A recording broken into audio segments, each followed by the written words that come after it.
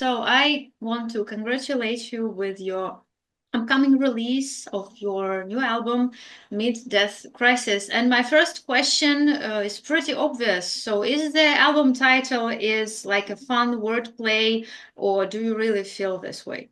Well, it's all in fun. I'm laughing all the way to the grave from this point forward. The album cover, the title, it's a fun look at life. This is me undead 100 years from now, still trying to look my Mhm. best. And yeah, it's a fun take on it. I believe growing up in the live fast, die young rock and roll lifestyle, so I didn't know if I would make it out of my 20s. So to make it in my 30s was one thing. To make it in my 40s was another feat. I'm approaching 50 now. So at this point, it's just kind of I'm just laughing about it. I'm having the best with it, and as much as I joke about it, I'm enjoying life and I'm having a good time.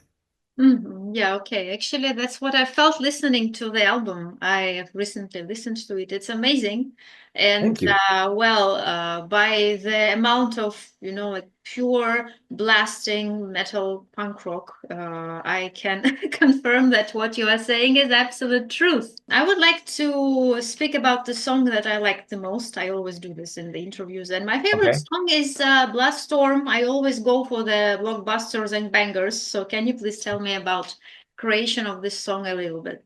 That may be one of the first songs I had wrote the music for. Mm-hmm. I don't think I had the lyrics for it for a while. I didn't know what I was going to call it. I think that's going to be a fan favorite song too. Number one, it's sort of I haven't had a fast punk song like that my records in a while. So I think people that's wanted that out of me will be excited for that. Lyrically, the title is a cool title. Like I almost called the record Bloodstorm at one point. I was like, oh, it's a cool title. It could be the and it was going to be the opening song on the record at one point. I had a bunch of different ideas for it. But lyrically, that song's like it's sort of if there's any personal song on the record, it's probably that one because that one is me just as I said, getting this far in life, all the challenges in life. I've had so many struggles and things, and most of those struggles were by my own fault, but just to get through. So the blood storm is literally a metaphor of life. I got to get through the blood storm and I made it through. So and it sounded better than going life storm. But no, it's a great song. It's got amazing energy to it, and the whole record is just energized. It feels alive from beginning to end. It doesn't really slow down, and if it does slow down, maybe on the In Misery or I Hurt You, those kind of songs, it still doesn't slow down. It just takes you in a darker corner and spits you back out into the madness again, I think. It's always curious, by the way. I mean, the creating this order of the songs. So you said that that you changed your idea that Bloodstorm wouldn't be the opening song, and why did it happen? It's very important to me to make set lists, even for our live shows and the track list. I do it on every record. Every record's always changes. Sometimes I know what's going to be the opening song. Sometimes I don't know. But I like Bloodstorm early on in the writing process, but then other songs came on board and it just started kind of changing the idea. But if you'll note, well, you may not notice until you hear the record or if you listen to it on vinyl, but Bloodstorm starts side two.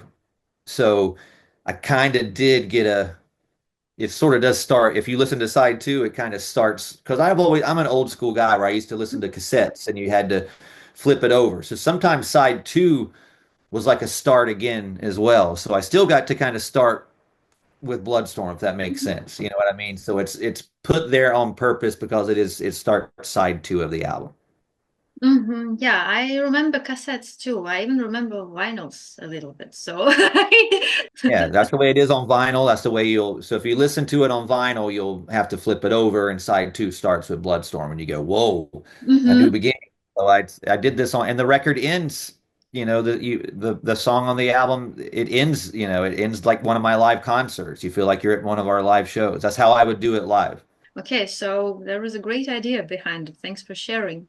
So, speaking about the songs, another curious thing is actually the single When Devil Commands, which is the purest homage to the Murder Dolls song, which was released more than 15 years ago, if I remember correctly. So, what made you make a sequel, if I may say so, to that song. Well, actually, it was not even Murder Dolls. It was my band Frankenstein Drag Queens had a song called "The Okay. Devil Made Me Do It," and I'll do it again. Murder Dolls would play it in the live shows. Uh-huh. Um, Okay, sorry, Most of didn't Murder know Dolls that. material was from that band, but when I was doing this song and that part, I don't know. I said it fit over it. And I've done that on many of my records. I'll revisit a line like "The Life's a Grave, Dig It." I've used that twice in my songs. Being around this long and doing this for so long, I think it's fun sometimes to leave little Easter eggs, so to Uh-huh. speak. Uh-huh. That's a little Easter egg. If you're an old fan, you'd have to be an old school fan to know that those lyrics. So that was for the old school fans if you knew it. For someone new that doesn't know, that's just cool lyrics that they don't know. But so I do that a lot, and you can find that through all of my albums. I think I've done that. You know, I've just always there's a little nod to the past. Yeah, that's very, very interesting. I myself should dig a little deeper into it. And what also caught my attention when I was studying your own introduction to When Devil Commands, you said that the song was inspired by the fear of parents of their kids being into Satan because they were listening to heavy metal. And I'm actually curious, what is your opinion? Is this fear still relevant, or heavy metal nowadays is not the scariest No. things kids can be involved in? No, but in 1984 or 1985 was terrifying for parents. That was called Hmm. the satanic panic of the 80s, and I was a little kid. I was in 1986, I turned 10, you know, so around that time, all these bands, all this stuff, I was absorbing it. I had the cassettes, and the churches and all the local TV shows would have these parents, you know, teaching your parents to watch your kids, make sure your kids aren't drawing devil pentagrams. And Hmm. my parents went into my room and they would look for my music and look and inspect it and make sure I wasn't being possessed. So this song particularly, I wrote as if I could take my new album and go back in time in 1984 and put this in to my cassettes, and my mother would come into the room and she would find it and open it up, and I would have the lyrics for Devil Commands. If it could be wrote out for her to read, just for her, that's what this song is. It was a fun take on that because most of the music back then, most of the bands that were accused of that weren't that. They were like, no, we don't, that's not what we're doing. So I thought, what if they said, yes, that is what we're doing. We are trying to possess your children. So that's what I took the funny take on it, and that's all that song is about. It's not about real devil worship or I'm into Satan or anything. It's a fun take on a period in my life, and I wrote it from a point of view that is fun for me. Actually, this is an amazing topic that you are starting right now because I always keep on thinking that, for example, Wednesday 13 and many other bands, they really have this, dark and terrifying image. It's always a very interesting thing for me. Like, for example, I don't have kids, but I'm a teacher in Mhm. my normal life. And I always think that how can you tell when a kid or a teenager, I mean, listens to, for example, yeah, Wednesday 13, that's all dark and gloomy, but fun, even nowadays, yes. But how can you tell this situation when it's only for fun from something that is really more serious? And here I'm not speaking about devil worshipping. I'm speaking about some, maybe serious problems, if you got my point. Can be related somehow. I think most people that never heard me speak and only see the image and hear the music, Mm-hmm. their idea is already their mind is made up. They think I'm evil. They think I'm exactly what that is. But for me, it's always been part of a show. I know that, you know, in a horror movie, I know that the guy, the mask, the killer, I know that underneath that makeup is an actor Mm-hmm. portraying a character. And that's all I do with my music. It's a character. But it's something that's still close to me, but it's an extension of my imagination. Mm-hmm. is what I do. And but when I was growing up, you didn't have the internet. You couldn't hear the artist speaking like this as freely, so you Mhm. didn't know if they were serious or not. But these days, now that I do interviews and you hear me talk, you can hear from my point of view where I come from. So I think that's a little better for people to maybe understand me. But music is everything's different these days. You know, you said you don't have kids. My daughter's all grown up now, so I don't have a kid anymore either. So I don't know these days how it is. I just know from my point of view that rock and roll was scary and dangerous when I was a kid, and it wasn't accepted the way it is so much these days. So I'm glad I grew up during the time that I did. I wouldn't exist in in the new world. Yeah, it's a bit terrifying, but for real nowadays, for sure. Sorry, I'm leading our conversation to some serious topics, but I wanted to talk about you about censorship. I mean, what do you Mhm. think about censorship as an artist? And here I speak also about inner censorship, like self-censorship for artists. So, is it like a thing for you, or you don't believe in this?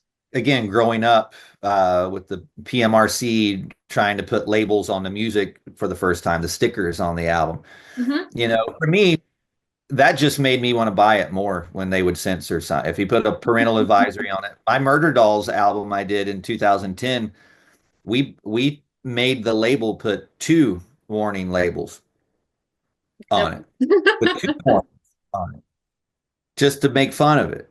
So censorship's always been there.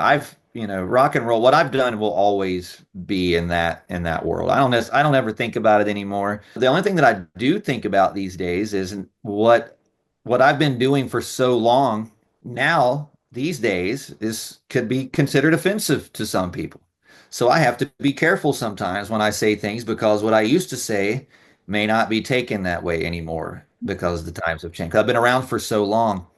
It's the same thing with movies in the 80s. There were things that you can't do anymore. There's things I can't say. So on my Instagram, I'm Mr. Motherfucker. But to some, you know, to some people, you know, that might not be good. So it's just, it is what it is. If someone needs to investigate me a little more, there's all you got to do is search. So you really seem to be the right person to ask what are your favorite horror movies? What would you recommend to watch? My classics are always pretty much the same. First two Texas Chainsaw Massacre films, put them back to Mhm. back. You can't lose with that. Dawn of the Dead, Mhm. Phantasm, Return of the Living Dead. That would be my top ones to start with. But I can name another 100 that would just keep going. But they're all from the late 70s, 1980s. Usually anything after 1995, I don't really know much about. I don't watch new movies. I haven't seen many new movies. I don't really watch new TV shows. I am obsessed with the era I grew up in. That's why I'm surrounded by toys and images from the 1970s and 80s behind me. And that's a theme that runs through my entire house. This is just one little area that I'm in, but it's all part of what makes me who I am. This imagery and these things are just as big of an influence as Alice Cooper or Motley Crue or all the bands I always mention. This is how I create. When I write my music, if you wonder where I get these songs from, I'm literally sitting around in the room like this with my guitar and I just look around and it just it Counts. creates it creates itself. I keep the inspiration around me. Mhm. Yeah, so it's a great inspiration to be inspired by for sure. So, and what do you think about AI? Actually, I bet it can be a bit terrifying if you are that much into 70s Yes. and 80s. Artificial intelligence take over the artist world nowadays. So, what's your opinion on that? I don't try to think about it too much. I haven't really. I know some people have some strong opinions on it and go, it's destroying the music world. Look, there's many things destroying the music world. There's many things destroying the world, period. AI, when it comes to music, doesn't interest me whatsoever. Video and imagery that I've seen with AI, it looks pretty amazing. I've seen some crazy stuff that I've seen some stuff that I've never seen before. It looks amazing. And it's only going to get better. It's just like with CGI, when that came from practical effects in movies to computer generated images, in the 90s and the 2000s. That was the next. This is only the extension of that. That's the next step. But for me, when I hear about I grew up watching the Terminator and going, "Oh, this is the end result." I don't know if I'll be alive by the time we get to the Terminator days, maybe, but I think more about the helpful benefits of AI, whereas if maybe 5 years from now I need a robotic arm or something, I could get something like that because of artificial intelligence or something because they've made with the productions of medicine and everything. Mhm. It can make it's gonna make people are gonna live longer, people are gonna have healthier lives because of the technology. So if you weigh it out and go life for people is higher, and if it's a little rumble in the music world because someone replaced Nirvana's vocals over Johnny Cash, I don't care. I don't give a fuck. So, Yeah, yeah. It's amazing that you also mentioned Terminator because that is what I always keep in mind when I think about AI. I mean, it's oh yeah, amazing when it's the end about result. There's medicine no and other. stuff.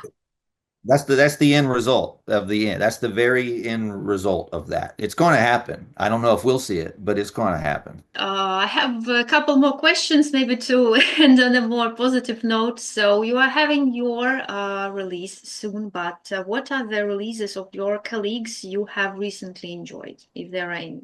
The only new music that I think I've seen with my bands on the label is maybe Cradle of Filth, their latest single, because I we're on Napalm Records together, so their new sing and my video director did same guy did the same video, so it's really cool to see their work, and I became good friends with Cradle of Filth and spent some time with them last year on tour, so that's the one I can name, and other than that, I can't think of anything right away. The new Marilyn Manson singles and videos are awesome as well.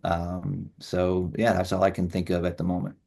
The amazing picks anyway. So, what would be your message for the fans who will surely see this video soon?